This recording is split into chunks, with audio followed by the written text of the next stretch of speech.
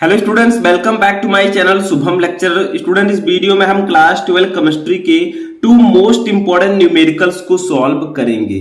देखिए, बहुत सारे स्टूडेंट कमेंट कर रहे थे कि सर 12th केमिस्ट्री के न्यूमेरिकल्स पर वीडियो बनाइए, तो इस वीडियो में हम 12th केमिस्ट्री के चैप्टर 2 विलेन के दो महत्वपूर्ण न्यूमेरिकल्स को सॉल्व करेंगे।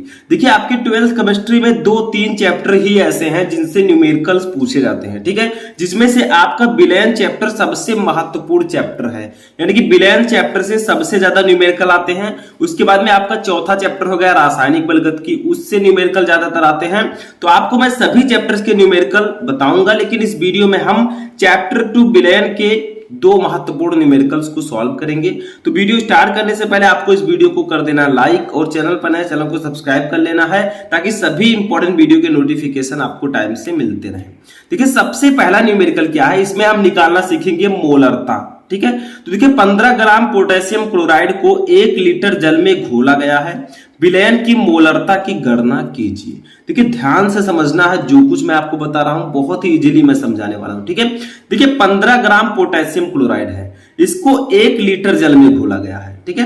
तो देखिए, 15 ग्राम पोटेशियम क्लोराइड है तो ये विलेय होगा, ठीक है। तो ये आपका विलेय है पोटेशियम क्लोराइड। पोटेशियम क्लोराइड का फॉर्मूला होता है KCl, ठीक है, पोटेशियम पोटेशियम Cl क्लोराइड, ठीक है। तो विलयन की मोलरता की गणना करनी है। अब देखिए, यहां पर K का परमाणु भार दिया गया है, यानी कि K का जो परमाणु भार है वो 39 होता है, और Cl का परमाणु भार 35.5 होता है, ठीक है। अब क्या करेंगे, जब हमें पोटेशियम क्लोराइड का अणुभार निकालना होगा तो इन दोनों को जोड़ देंगे, ठीक है। तो जो कुछ दिया गया है सबसे पहले हम उसको लिखेंगे। देखिए, 15 ग्राम पोटेशियम क्लोराइड है तो ये दिया गया है KCl का भार, ठीक है, या आप लिख सकते हैं विलेय का भार। विलेय लिखिए और ब्रैकेट में लिख दीजिए KCl, ठीक है, ब्रैकेट में KCl, क्योंकि आपका KCl विलेय है, ठीक है। तो विलेय का भार, ठीक है, ये हमें कितना दिया गया है, ये हमें दिया गया है 15 ग्राम, ठीक है, 15 ग्राम, ठीक है। अब देखिए, दूसरा हमारा आता है क्या है, देखिए इसको क्या किया गया है, 1 लीटर जल में घोला गया। तो सबसे पहले हम विलेय का परमाणु भार निकाल लेते हैं, या विलेय का अणुभार, ठीक है। विलेय जो KCl है, KCl का अणुभार, ठीक है, अणुभार, तो ये कितना हो जाएगा। देखिए, आपको क्या करना है, यहां पर K का अणुभार दिया गया 39 और Cl का 35.5, तो KCl का क्या होगा, दोनों को जोड़ देंगे, ठीक है। तो 39 प्लस 35.5, ठीक है। तो दोनों को जब हम जोड़ेंगे तो ये हमारा आ जाएगा 74.5, यानी कि 74.5। तो ये विलेय का अणुभार होगा, ठीक है। अब देखिए, विलयन का आयतन हमें दिया गया है 1 लीटर, ठीक है। विलयन का आयतन सीधा सीधा दिया गया है 1 लीटर, तो यहां पर हम लिखेंगे विलयन का आयतन, विलयन का आयतन, ठीक है। ये हमें कितना दिया गया है, 1 लीटर, तो इसको लिख देंगे 1 लीटर, ठीक है। अब देखिए, हमें यहां पर निकालना क्या है, विलयन की मोलरता निकालनी है। तो देखिए, विलयन की मोलरता का एक फॉर्मूला होता है, पहले उसको समझिए। तो देखिए, विलयन की मोलरता का जो फॉर्मूला होता है वो होता है विलेय के मोलों की संख्या अपान विलयन का आयतन लीटर में, यानी कि यहां पर विलेय हमारा KCl है, पोटेशियम क्लोराइड, तो हम लिखेंगे KCl के मोलों की संख्या अपान विलयन का आयतन लीटर में। तो देखिए, हमें विलयन का आयतन तो लीटर में दिया गया है 1 लीटर, लेकिन इसके मोलों की संख्या कैसे निकालें। तो अगर आपको KCl के मोलों की संख्या निकालनी है तो KCl का भार बटा KCl का अणुभार, ठीक है, दोनों को भाग दे देना है। तो चलिए निकालते हैं यहां पर विलेय के मोलों की संख्या, विलेय, या इसी को हम लिख सकते हैं KCl, ठीक है, KCl के मोलों की संख्या, के मोलों की संख्या, ठीक है। तो ये कितना हो जाएगा, देखिए विलेय का भार यानी कि KCl का भार लिख देंगे, KCl का भार अपान KCl का अणुभार, KCl का अणुभार, ठीक है। दोनों को हम भाग दे देंगे तो बताइए कितना आएगा। देखिए, KCl का भार हमें कितना दिया गया है, ऊपर देखिए 15 ग्राम, तो 15 कर देंगे बटा KCl का अणुभार हमने निकाला 74.5 ग्राम, तो 74.5 ग्राम कर देंगे। कैलकुलेशन आपको करना है, कैलकुलेशन आप पर डिपेंड करता है, क्योंकि न्यूमेरिकल्स की वैल्यूज दूसरी भी दी जा सकती है, ठीक है। तो कैलकुलेशन आपको करना होगा। अब देखिए जब इनको कट करेंगे हम तो हमारा आएगा 0.20, ठीक है। तो हमारा विलेय के मोलों की संख्या जो आ गई वो कितना आया 0.20, तो यहां पर हम लिख देंगे 0.20, ठीक है। क्या आया, विलेय के मोलों की संख्या, विलेय, या फिर आप लिख सकते हैं KCl के मोलों की संख्या, ठीक है।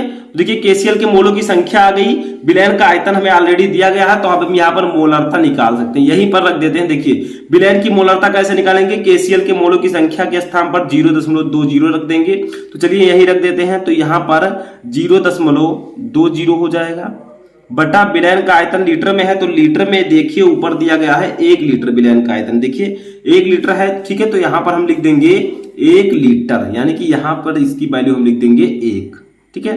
तो हमारा फाइनली आंसर क्या आ जाएगा, यानी कि विलयन की मोलरता क्या आ जाएगी, तो वो आ जाएगी 0.20, यानी कि 0.20 को जब आप 1 से भाग देंगे तो 0.20 आएगा। इसका मात्रक होगा मोल प्रति लीटर, मोल प्रति लीटर, ठीक है। तो ये आपकी आ जाएगी विलयन की मोलरता, यहां पर मैं लिख देता हूं विलयन की मोलरता, ठीक है। तो ये हमारा आ गया 0.20 मोल प्रति लीटर, बस यही हमारा आंसर हो जाएगा, ठीक है। तो इस प्रकार से आप विलयन की मोलरता आसानी से निकाल सकते हैं, ये फॉर्मूला आपको याद रखना है, ठीक है। चलिए सेकंड वाला न्यूमेरिकल सॉल्व करते हैं। अब देखिए सेकंड वाला हमारा न्यूमेरिकल है जिसमें हमें मोललता निकालना है, ठीक है। देखिए मोललता, मोलैलिटी, तो देखिए ये क्या है, विलयन की मोललता की गणना कीजिए जबकि 440 ग्राम विलायक में 20 ग्राम NaOH घुला हो, यानी कि आपको विलयन की मोललता की गणना करनी है जबकि 440 ग्राम विलायक में 20 ग्राम NaOH घुला हो, ठीक है।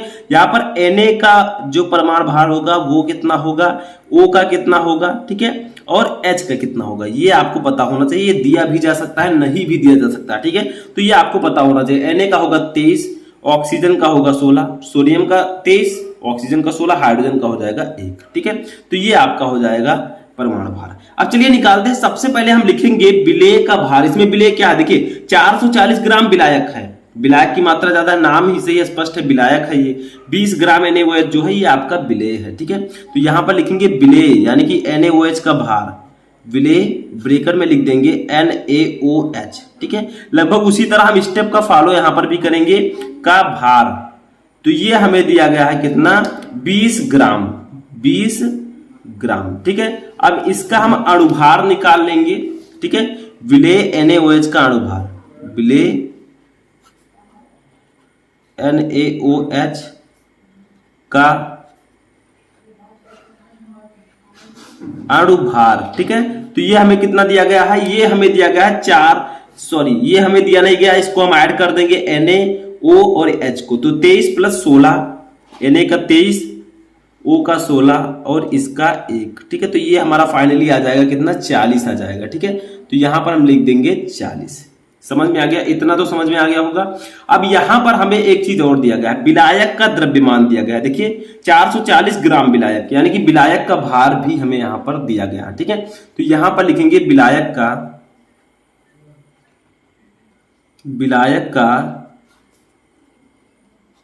भार, ठीक है, या विलायक का द्रव्यमान भी आप लिख सकते हैं, ठीक है। ये हमें कितना दिया गया है, देखिए विलायक का द्रव्यमान हमें दिया गया है 440 ग्राम, 440 ग्राम, ठीक है।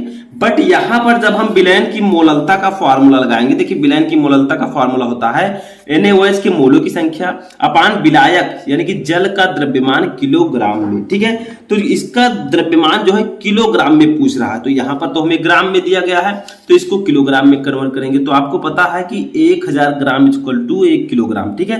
तो हम क्या करेंगे 440 को अगर किलोग्राम में कन्वर्ट करना है 440 ग्राम को, तो 1000 से हम भाग दे देंगे, ठीक है। जब भाग देंगे तो हमारा विलायक का भार कितना आ जाएगा, विलायक का भार। ठीक है, तो एक बार फिर से लिखेंगे हम विलायक का भार, विलायक का भार।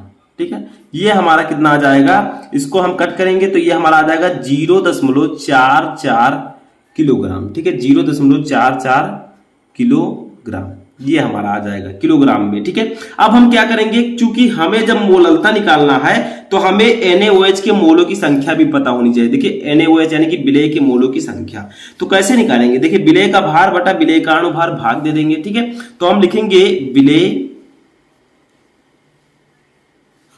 NaOH के मोलों की संख्या, मोलों की संख्या, तो इसका फॉर्मूला होगा NaOH का भार, NaOH का भार अपान NaOH का अणुभार। ठीक है, तो इन दोनों को हमने भाग दे दिया। अब देखिए NaOH का भार ऊपर दिया गया है 20 ग्राम, अणुभार हमने निकाला है 40, तो दोनों को डिवाइड कर देंगे तो 20/40 ये हो जाएगा। इसको अब कट करेंगे तो ये हो गया 2 कम 2, 2 दूनी 4, तो 1/2 आपका यहाँ पर बचेगा। ठीक है, कितना, 1/2 बचेगा। ठीक है, तो आप 1/2 भी लिख सकते हैं, या आप लिख सकते हैं विलेय के मोलों की संख्या, विलेय के मोलों की संख्या इक्वल टू, इसी को आप 1/2 को क्या लिख सकते हैं, 0.5, यानी कि जब आप एक को 2 से भाग देंगे तो 0.5 आपका आ जाएगा। ठीक है, तो 0.5 तो हमारा ये आ गया विलेय के मोलों की संख्या। अब हम निकालेंगे विलयन की मोललता। ठीक है, विलयन की मोललता की अब हम गणना करेंगे, तो विलयन की मोललता का फॉर्मूला होगा NaOH के मोलों की संख्या, तो 0.5 आया तो 0.5 यहां पर लिख देंगे। ठीक है, बटा विलायक का द्रव्यमान किलोग्राम में, तो मैंने किलोग्राम में जब कन्वर्ट किया था तो आया था 0.44। ठीक है, अब इसी को भाग दे देंगे, जब हम इन दोनों को भाग देंगे तो हमारा आ जाएगा यहां पर 1.13। ठीक है, तो हम लिख देंगे 1.13 M, यानी कि मोलल। ठीक है, विलयन की मोललता का मात्रक, तो विलयन की मोललता हमारी आ गई है, विलयन की मोललता।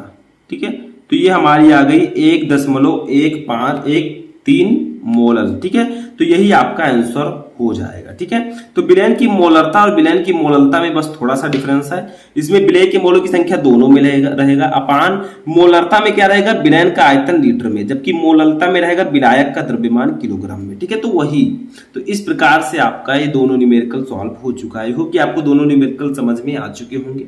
तो चलिए मिलते हैं नेक्स्ट वीडियो में नेक्स्ट टॉपिक के साथ, तब तक आप लोग अपनी तैयारी करते रहें और किसी भी टॉपिक में क्वेरी है तो कमेंट करके बताएं।